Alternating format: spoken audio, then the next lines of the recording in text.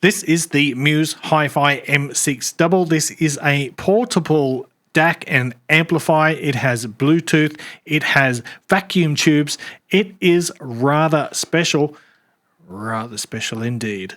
Let's get it.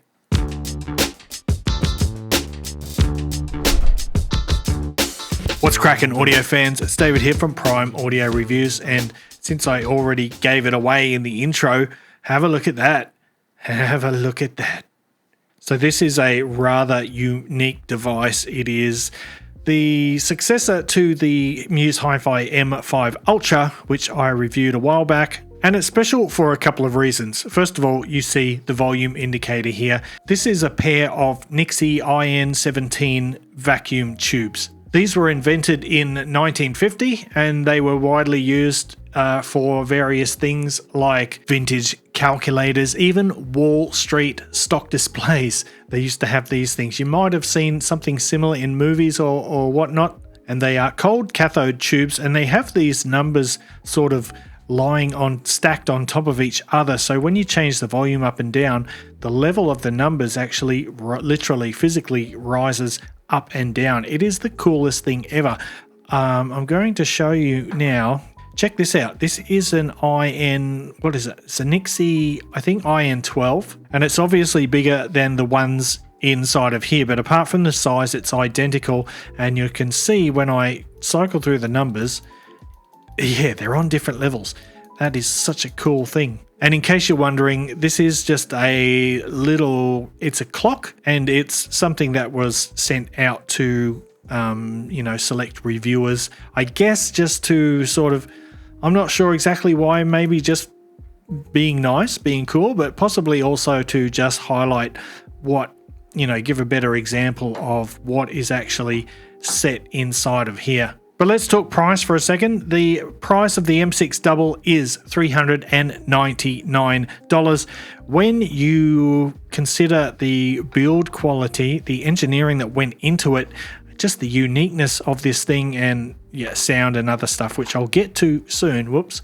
$399 might sound like a lot at first, but to me, that actually sounds very, very reasonable for what you get. So I want to talk about these Nixie tubes for a minute. These IN17s that are inside of the M6 Double, they are somewhat rare. Well, maybe, I guess you could call them rare. Like Muse HiFi, they sent us a book, and in the book it said that they bought 2,000 of these tubes, and they think they are basically some of the last available new old stock IN17s on the planet. Anyway, because of the rarity of these tubes, the M6 Double is a limited edition unit. They're only selling 1,000 units. And based on my experience, I think these are going to move pretty fast. But let's have a look first of all at the exterior.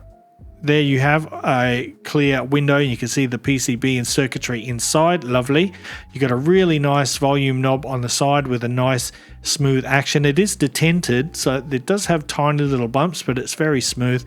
You've got some buttons on the side. This is a power button. This is a mode button or menu button. You use that to cycle through the menu or the options on the little OLED display here. And then you've got your volume up and down. This is also your track, next track, previous track, and the M button can also, with a long press, be used as a play pause button. On the underside, we've got 3.5mm headphone output, a balanced 4.4mm headphone output, then two USB Type-C ports, one for data and one for charging the battery. The battery is, from memory, 4,500 milliamp hour battery, and they don't claim in the specifications the exact battery life, and I have not measured it exactly, but from my usage, I've been using this solid for about a week now, it gets at least 10 hours out of it, and for me that's enough considering the power and the goodness of what comes out of it. 10 hours is pretty good, but don't quote me on that because I don't know for sure. Some other reviews might have gone through the testing process to find out exactly how long it is, but for me, in normal use, I'm getting at least 10 hours. I have not let the battery run flat. I've been topping it up as I go along, so take that however you want. On the side here, we've got some perforation perforated windows, and that is just so you can see the glow of the tubes, which you probably can't see very well under the lights here, but they do have a nice orange glow, and that also helps to dissipate heat. Now, in case you haven't guessed, or maybe you just don't know, the IN17 tubes are only for the volume display. These other tubes in here are a pair of Jan 6418 vacuum tubes, and they alter the sound of the device. By the way, there are two listening modes for this one.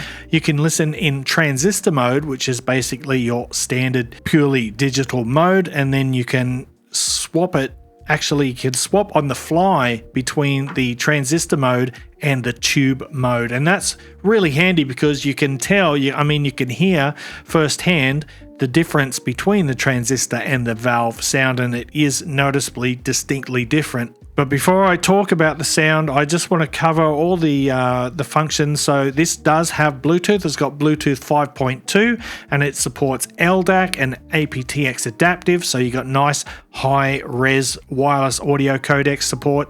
The DAC chip inside of here is a Sabre ES9039 DAC chip, so that's a really nice DAC. And the output power is, again, not stated in the specifications, so I can't say exactly.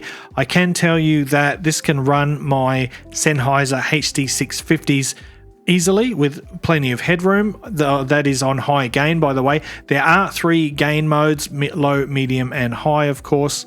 But with my Sennheiser HD650s, I generally wouldn't want to push the volume over, I'd say 75 or 80 on high gain. Exactly how that translates into milliamps, I can't tell you. But for me, I don't have any headphones that need more power than what this can provide.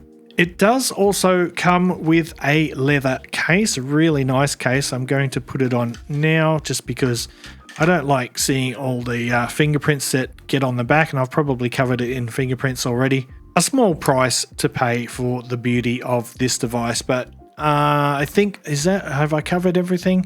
Pretty sure I have. Let's talk about how it sounds. So I'll start with the transistor mode. It's basically neutral and transparent. It doesn't color the sound in any way. It has very nice detail. If you're familiar with Sabre DACs, you might have some idea of how it sounds. So it's a very precise, very clean sounding DAC. It's got fantastic instrument separation, great staging and all that stuff, which of course depends very heavily on your headphones or earphones. Which reminds me, with those 3 gain modes, anything from the most sensitive IEMs to, full-size headphones, this can handle them quite easily. So there's not a whole lot more to say about the transistor mode of this device. The amplification circuit is really nice. It's well done.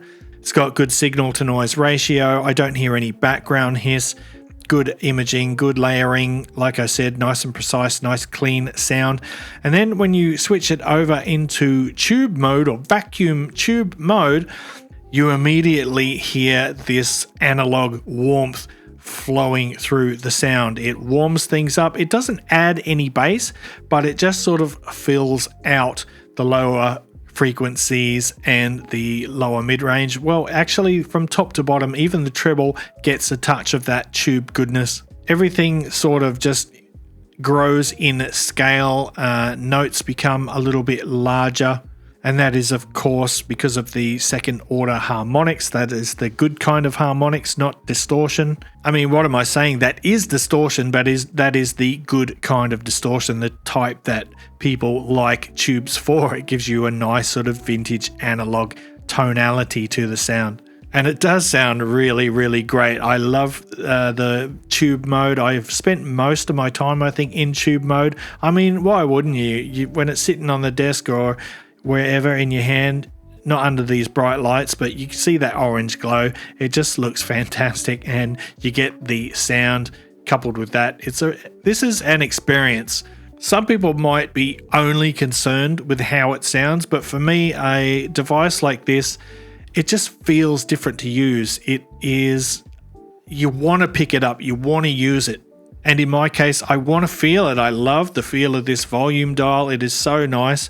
And yeah, in fact, the finish on the chassis of this is just so beautifully smooth and really nicely done. There's nothing at all that feels chintzy or cheap about this, which is why I'm surprised that the price is only $399. In my opinion, that is a very reasonable price to pay for something like this. I think I've covered just about everything. I just want to add that in the vacuum tube mode, you do get a larger soundstage. The soundstage widens up. Like I said, the scale of things, the dimensionality just increases with it. And it's especially good for really clinical IEMs or headphones. If you think something just sounds a bit too digital, a bit too sharp and clinical, switch on the tube mode and suddenly you've got this, a nice analog feel. I think the only thing left to say, which you probably have already guessed by now, is that I love this device and I'm going to give it my highest recommendation. It is just so beautiful and such a pleasure to use. I'm going to wrap it up there. That is the Muse HiFi M6 Double. Fantastic device. Absolutely love this thing. Thanks for watching the video. If you liked it, give it a thumbs up. Pa Family Audiophile Style. If you're new here, hit that subscribe button before you go. And until next time, I'll see you later.